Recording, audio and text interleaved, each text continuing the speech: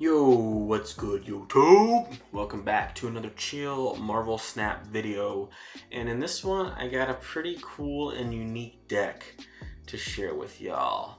This is a deck that is post-Shuri. So if you all just got Shuri because she dropped to Series 3 and you think Second Dinner nerfed her to oblivion and now you can't enjoy her, well, think again, because I think I have a deck that is really strong, that is Shuri based. I call it Shuri Storm. And so what I've basically done here is I've removed Cosmo and I've added in Storm. Storm does almost the same thing Cosmo does in a lot of ways. It kind of locks down a lane. It kind of protects a lane. So this is really, really vital because you can put something like Vision in the Storm lane and not worry about Valkyrie or Shang killing Vision, right? So she's doing a lot of what Cosmo did without having to play Cosmo in the deck and getting around the new issue with Shuri needing to play the same card in the same zone. So what you do is you play Shuri on turn 4 and then you play Vision on turn 5 on the Shuri lane and then move Vision into the Storm lane. And that's basically the same thing. Imagine if you played Cosmo turn 3 instead of Storm, and then you played Shuri, let's say left lane, and then you played Vision in the Cosmo lane.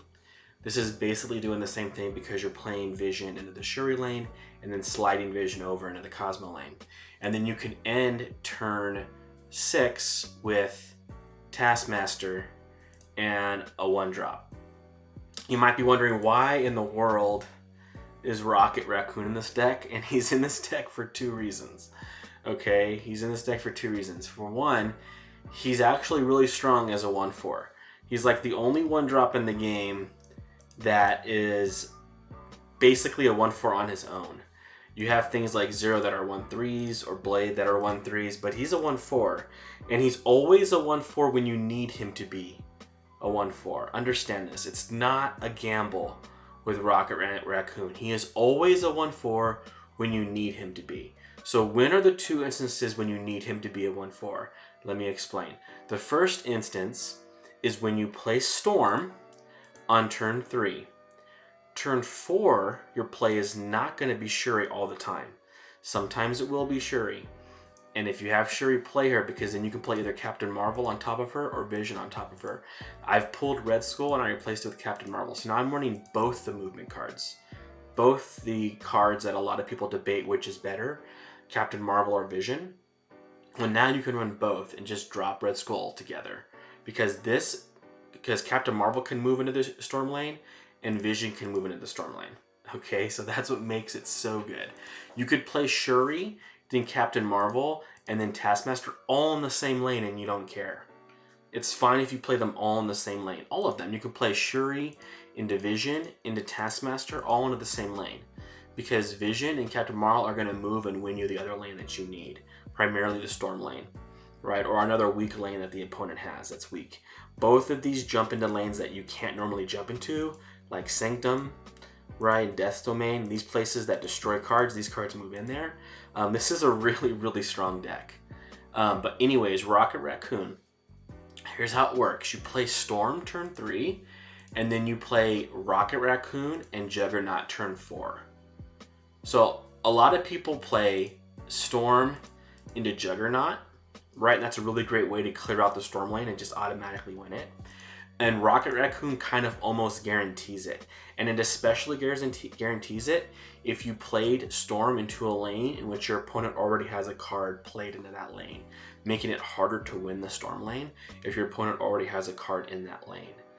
So you could play Rocket Raccoon first, right, before you Juggernaut the cards out of there.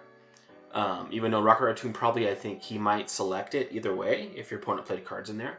Rocket Raccoon will still copy, but here's the thing. When you play Storm, your opponent, it's a very high probability that your opponent's going to play into the Storm lane because it's the last turn they can play into the Storm lane. So if they want a high chance of winning the Storm lane, they're going to have to play into it. That's why you drop Rocket Raccoon, right? So what you do is you play Storm, hopefully it's an empty lane, and then on turn 4, your opponent plays a couple cards into Storm, and then you play Rocket Raccoon into Juggernaut. And that's 7 power on turn 4. Plus your Storm, you have 9 power in that lane already by turn 4. And that's gonna probably be enough, even if your opponent's playing Doom.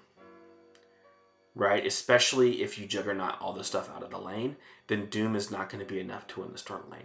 So if your opponent's thinking, oh, I can just Doom later and enter in that Storm lane and have a chance to win it, not with Rocket Raccoon, right?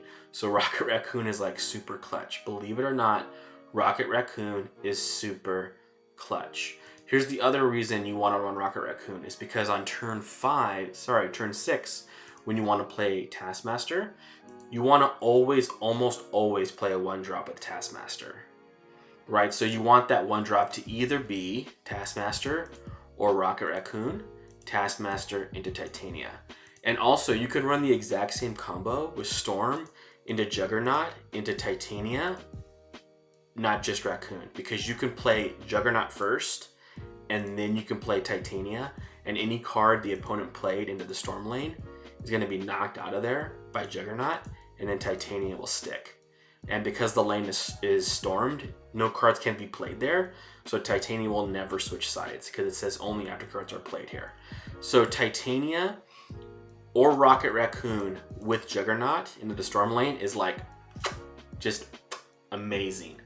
Just amazing. That's such a great combo. You almost always lock it down. And then if you have Sunspot in the same lane where you play Storm, you're gonna almost always win that. And that's the point of this deck, right? Is to try to win a lane without having to play Shuri on 4 and into 2 cards on 5 and 6. This way you can play Shuri on turn 5. You can even play Shuri on turn 6 and win the game. Because you have a lane that you've completely, you don't have to even worry about anymore.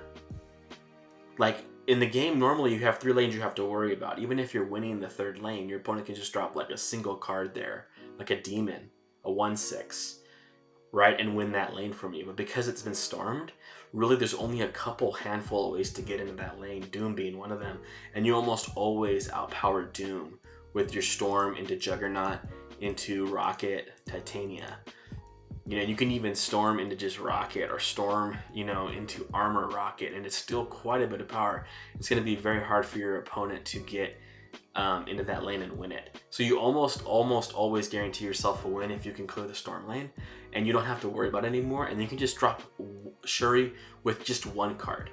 You're not so heavily dependent on Taskmaster. Shuri is probably the deck that I've played more of than any other deck in the game. I've played thousands of games with Shuri, and the deck is very heavily Taskmaster dependent. But with this build, it's not nearly as Taskmaster dependent. You have so many other plays. I even run Doom myself, so I can even get back into my Shuri lane if I need to. So I have lots of ways of getting into lanes that I'm not allowed to get into. The only card that really stops me is Professor X. Almost all other card lanes I can still play into even when they've been locked by Spider-Man or locations. I can still get into all those lanes with Marvel, Vision, Doom. Really solid deck. I'm going to show you some games right now to kind of demonstrate why this deck is so good. So here's some games that I recorded for you guys that we can watch together here.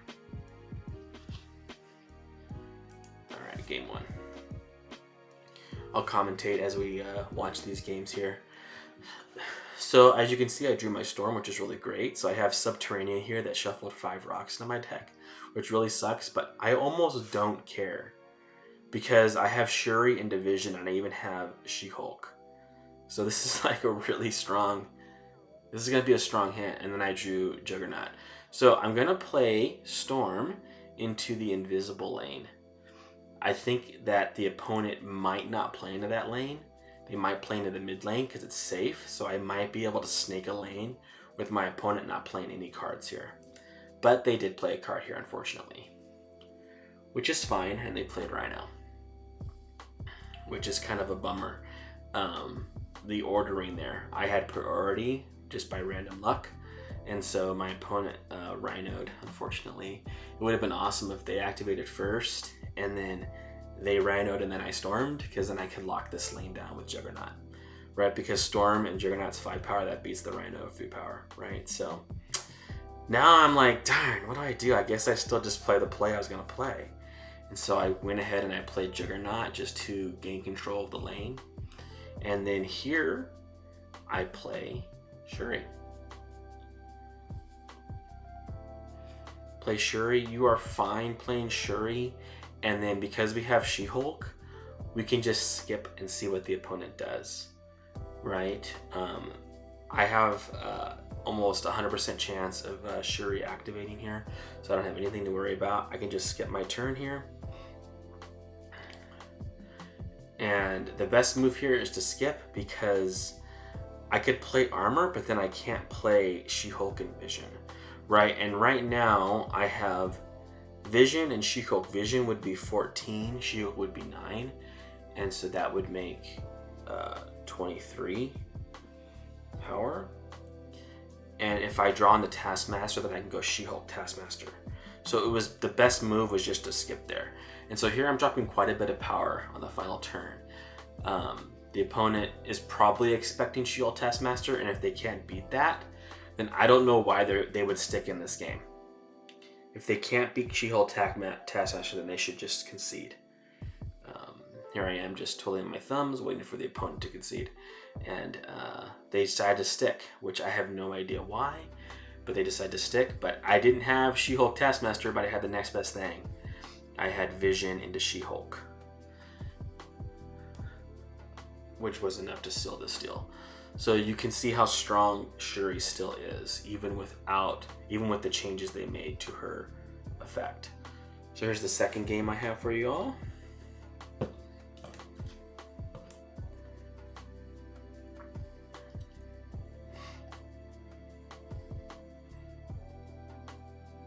So I'm going to be able to play Storm this turn, and it's going to be a tough decision. Do I play Storm into Asgard? Do I want to shut that lane off, or do I want to shut off the 1 cost? I am going to decide to shut off Elysium. I don't want my opponent to draw 2 cards. So it's a really tough choice, because if I choose to go Storm into Elysium, that means I'm committing to Elysium my next turn, and that's going to give my opponent an opportunity to draw cards. But because they played Bast, I'm fairly confident that they're going to play a lot of cards on their last turn, and I don't want them to have 1 cost less. They'll be able to vomit out their hand like even more than normal. So I just have to go and shut off Elysium, even though I'm kind of giving up Asgard. I don't want my opponent to draw cards either, but Elysium is way more deadly. Way more deadly. And so now I do have a 1 point advantage in flooding, so I know that I can play Rocket into Armor or Titania, but I have priority. So I don't want to play Titania into flooding, because if my opponent plays a card into flooding, then Titania will hop sides and I'm screwed. So I do not want to play Titania into flooded. I also do not play Armor into flooded, because I have Captain Marvel. So I know that Captain Marvel will be able to jump into flooded if I need her to win that lane. So I just drop Rocket, and that's going to be 6 power, and I doubt they're going to drop more than 6 power in that lane on that turn, especially a Bast deck. They might drop like a Bishop or something, but like I said, I have Captain Marvel to win that lane for me if I need it. So I drop Armor into Danger Room, anticipating dropping my big drop, my big Shuri drop into Danger Room and have it protected by Armor. So the opponent does play 1 card in there. Like I said, Rocket Raccoon will go off. It's highly likely that your opponent will play into flooding to have a chance at winning. Okay, so they played Mystique, so that tells me that they're probably like a negative deck, or a Hawk deck of some kind, and I basically shut off both those options, so I don't have to worry about Iron Man anymore. The double Iron Man's so annoying. Yeah, it's a negative deck, so double Iron Man is so annoying in Mr. Negative. That's like, Iron Man kicks my butt all the time. So now I snapped, because once I saw Mystique and I had Shuri, I knew for a fact that there was probably no way that I was going to lose this game. So I snapped, because they have really no chance of winning flooded. And so I know that Captain Marvel, if it doesn't win me the lane I'm in, it will win me the Asgard lane. It will win me the lane that I needed to win, especially with Doom. I'll be dropping Captain Marvel and Doom. So there's really no way that I lose this game. So there's the Iron Man, but I don't have to worry about Mystique any longer because they already played Mystique into Flooded. So there's almost zero chance that I can lose this game. And like I said, see here, I'm just piling everything into Shuri's lane, and it's fine. I'm playing all 3 lanes by just playing 1 lane. And I don't have to worry about the flooded lane any longer. So I can just pile them into 1 lane, and then my movement cards will just win me the game. So my first choice is, where do I want to play Sunspot? Of course, I don't want to play it in Lechugilia, because I don't want rocks in my deck. But I'm deciding between which one of these unknown locations do I want to play Sunspot into, right? Because I'm trying to anticipate which one my opponent will play into in case I draw Storm, because I want to put Sunspot into the lane that Storm is going to play in if I draw Storm. So this is why Sunspot's so great in this deck. I mean, I think you all know, but I have She-Hulk. I skipped turn 2. Sunspot just soaks up this energy that you don't use, and you do skip turns fairly frequently in this deck. Jotunheim, so I can just skip again. This is a common play. When you have She-Hulk, you can actually skip turn 3. She'll be worth 3 power the next time around, and then you could play I Drew Rocket Raccoon. So the odds are very likely that if the opponent plays into any lanes, it's going to be the hub. They don't want to play in Jotunheim because they're going to lose 1 power every turn. So you want to wait until the very end, and maybe turn 5 you play in a Jotunheim. And you definitely don't want to play in Lechugilia because you don't want those rocks added to your deck. And they have Angela. So they're very, very highly motivated to play the center lane. So I can very confidently play Rocket Raccoon there and know that he'll be a 1/4. So I'm going to be dropping 13 power turn 4. Like, it's very, very strong. Very strong.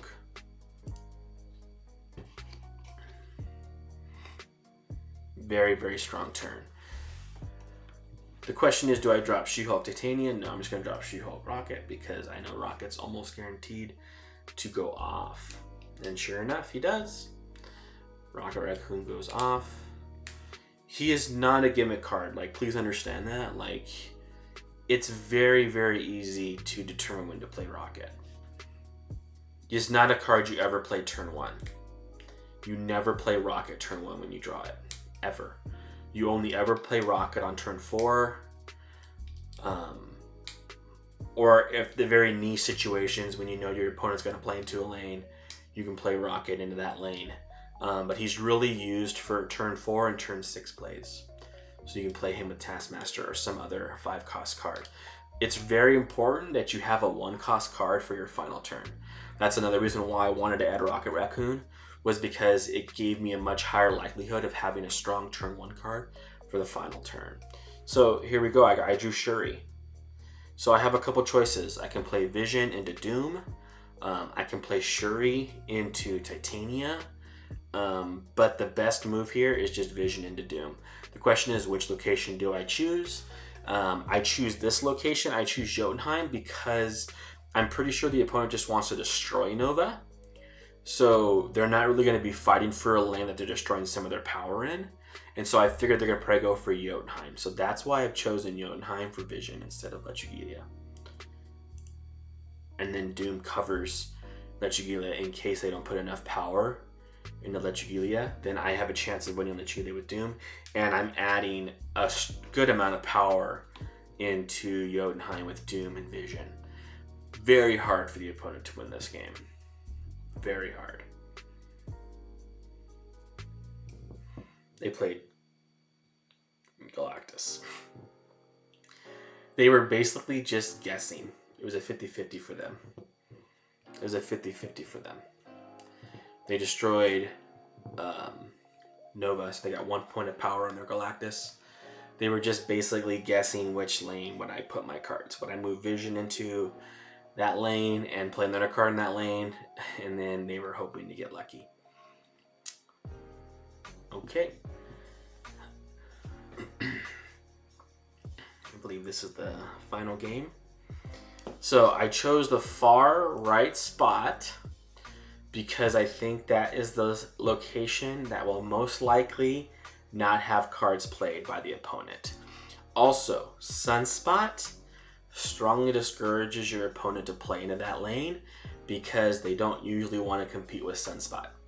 That's not usually, it's a very volatile card.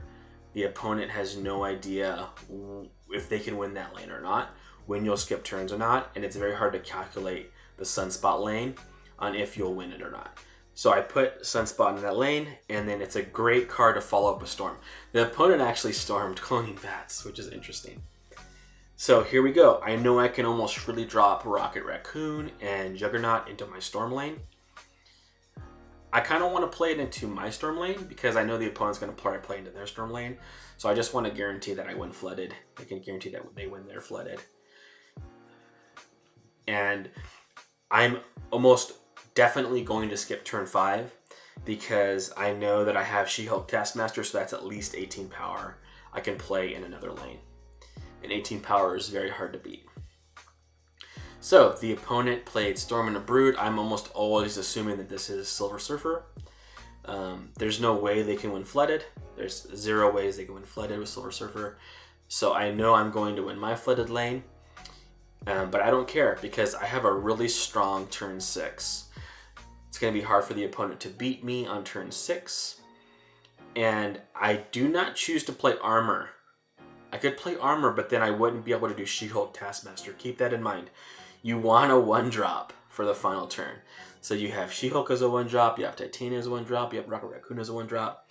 So doing She-Hulk Taskmaster is very strong. But I drew Shuri, and luckily I skipped turn 5, so I can play Shuri, She-Hulk for 20 power. So I get 2 more power because I drew Shuri. So I drop. And also I want you to note here that I've played Sunspot, Storm, Juggernaut, Rocket Raccoon. The opponent has no idea I'm playing a Shuri deck. Like absolutely no clue I'm playing a Shuri deck right now. That information has been hidden this entire game. The opponent thinks there's no way they're losing this. I should have snapped here. Honestly, I should have snapped here. Because even if my opponent plays a Maximus, there's really no way they can win this lane. 20 power is a lot.